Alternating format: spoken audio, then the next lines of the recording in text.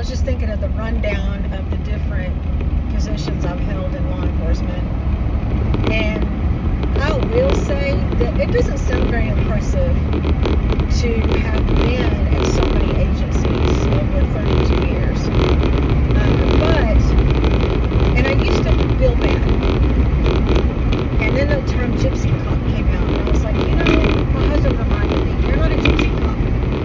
Gypsy Cops have to change agencies because they screwed up so bad.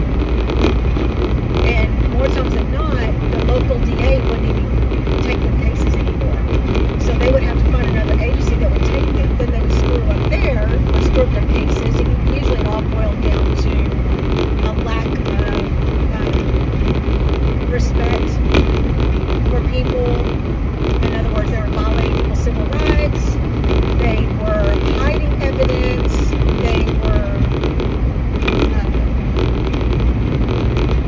creating evidence that wasn't there. They would lie in their reports. They would lie on the stand. And a lot of them were so narcissistic they could not believe that you didn't believe them. I've worked with some cops like that. So anyway, Gypsy Cop, no. Every time I left an agency is because of family. Like I just have children, and I was like, oh, I'm gonna stay at home and be a stay-at-home mom. And I would try that once or twice between having that baby, trying to stay at home. A lot of times an agency would call me and say, hey, we've got a position over here, we'd like for you to apply, blah, blah, blah. So I'd go there, and then my children would get a little bit older, and oh my God, I'm about to start school, I need to stay home, you know what I mean? So a lot of it was that. So it was family, and then of course my husband, and of course divorces. So I think it's very, and this is random, but it's very shallow. And I was always careful when I would review applications because I did backgrounds. And somebody would say, oh, look at all the agencies they've been at. And I would think, well, let's find out why. Don't just look at the black and white. Talk to that person and find out what's going on. And if you're half as good of an interview as you think you are, you'll be able to see through the junk. Plus, that's just part of doing your job.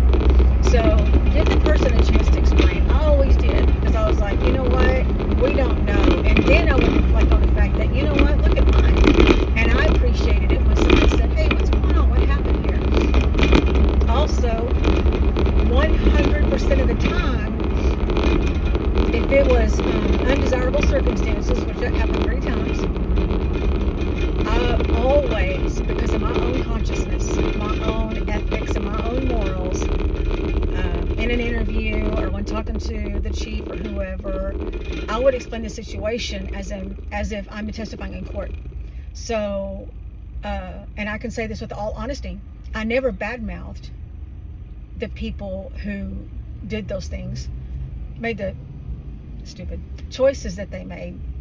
I never badmouthed them. I would be like, okay, this is what happened, blah, blah, blah, because I am a very black and white when it comes to my job, just the facts, ma'am. So, no emotions, no gossip, no, well, I can't, they just did me wrong. I can't stand that, because I would interview officers that would do that. And that's a huge turnoff. So, a little rabbit trail. If you're an officer and you're going to interviews and they ask you what happened and you start bad-mouthing that other agency, I can just about guarantee you they have put you, they're done with you.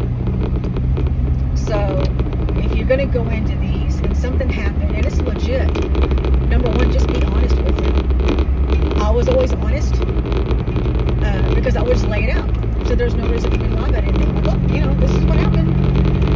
100% of the time, they would ask me a question about, without knowing the agency or the people there or the whatever, they would ask me, and I'm trying to be careful about not naming anything, but they would ask me a question about somebody, something, whatever. I would answer it truthfully, and they would go, you know what, that explains everything, you don't have to say another thing. So I didn't have to say anything.